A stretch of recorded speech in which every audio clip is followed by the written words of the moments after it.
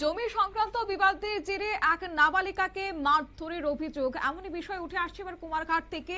জমি এবং সীমানা সংক্রান্ত বিবাদের জেরে এক নাবালিকাকে মারধরের অভিযোগে এখন চাঞ্চল্য। আর এই ঘটনায় অভিযোগ দায়েরের প্রস্তুতি নিচ্ছে এখনো আক্রান্ত পরিবার। কুমারঘাট ইন্ডাস্ট্রিয়াল এলাকার ২ নম্বর ওয়ার্ডে রবিবার সকালে জমি ও সীমানা সংক্রান্ত পুরনো বিবাদকে কেন্দ্র করে দুই প্রতিবেশী পরিবারের মধ্যে উত্তেজনা ছড়িয়েছে। অভিযোগ এও যে স্থানীয় বাসিন্দা সুধীর শীল এবং তার ১৬ বছরের নাবালিকা মেয়ে দেবশ্রী শীলকে প্রতিবেশী গৌতম দে এবং তার স্ত্রী বিউটি দে মারধর করেছেন এবং তার পাশাপাশি রবিবার সকালে সেই বিষয় নিয়ে প্রথমে বচসা, তারপরে হাতাহাতি এবং মারধর গড়ায় বলে অভিযোগ।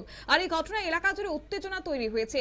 এই নিয়ে আগেও একাধিকবার সালিশি সভা হয়েছে, কিন্তু তারপরেও কোনো রকমের সুরাহা মেলেনি। তবে আজকে এই বিবাদ যেন আরো চূড়ান্ত পর্যায়ে ধারণ করেছে এবং সেই নাবালিকার উপর চড়াও হয়েছে।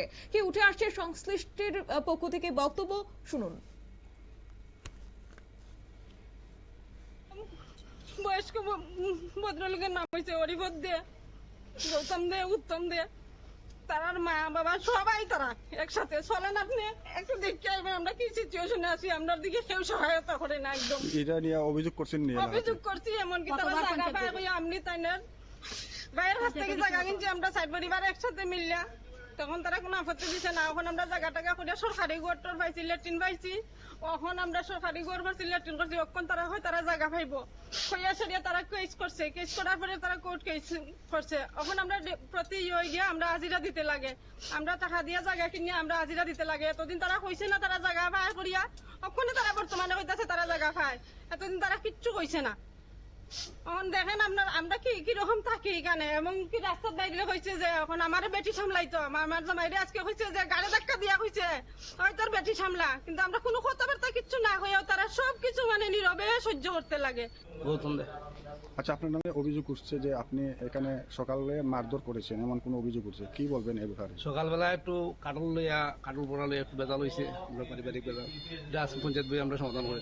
আচ্ছা, আমরা জানি যে আপনার গাছে ক্ষতি করতেছে ওই পাশের বাড়ি, কাটল পড়ছে, গাছের ডাল পড়তেছে, এটি কি করবেন? পঞ্চায়েত আইসে আমরা ঘন্টা খানেকের ভিতরে সমাধান করবো, গাছের ডাল পাওয়া কাটা হবে। আর এখানে একটা মরা গাছ এখানে দীর্ঘদিন ধরে পড়ে থাকছে, সেটা নিয়ে কি করবেন? এটা তো দীর্ঘদিন ধরে কেস চলে, থানাতে কেস আছে, থানাতে কোর্টে কেস আছে, আমরা কেস চলে কোর্টের ব্যাপার। তারপরে আমরা যে সামাজিক একটা মাধ্যমে গাছগুলা যে ক্ষতিগ্রস্ত করতেছে বা তারা সামাজিক একটা মাধ্যমে লইয়া একটু করে দেখবো এটা কাটা ওটা ভালো করতে পারবো। এটা এই খবর পেয়ে কুমারঘাট থানার পুলিশ ঘটনাস্থলে পৌঁছে পরিস্থিতি নিয়ন্ত্রণে আনে এবং তদন্ত শুরু করেছে। আক্রান্ত পরিবারের দাবি হচ্ছে, বিশেষ করে এক নাবালিকার উপর হামলার ঘটনায় দোষীদের দ্রুত গ্রেফতার এবং কঠোর শাস্তির ব্যবস্থা করতে হবে বলে তারা দাবি জানিয়েছেন। আর এই ঘটনায় থানায় মামলা দায়েরের কথাও জানিয়েছেন সুধীর শীল। অন্যদিকে অভিযুক্ত গৌতম দে অভিযোগ অস্বীকার করেছেন, বলেন যে ভুল বোঝাবুঝির জেরে এই ঘটনার সৃষ্টি হয়েছে। পঞ্চায়েত প্রতিনিধিদের উপস্থিতিতে আলোচনার মাধ্যমে বিষয়টি সমাধানের চেষ্টা চলছে বলে তিনি দাবি করেছেন। যাই হোক, বর্তমানে পুরো ঘটনার তদন্ত শুরু করেছে কুমারঘাট থানার পুলিশ এবং তদন্তের পরে প্রকৃত সত্য সামনে আসবে বলে ধারণা করা হচ্ছে।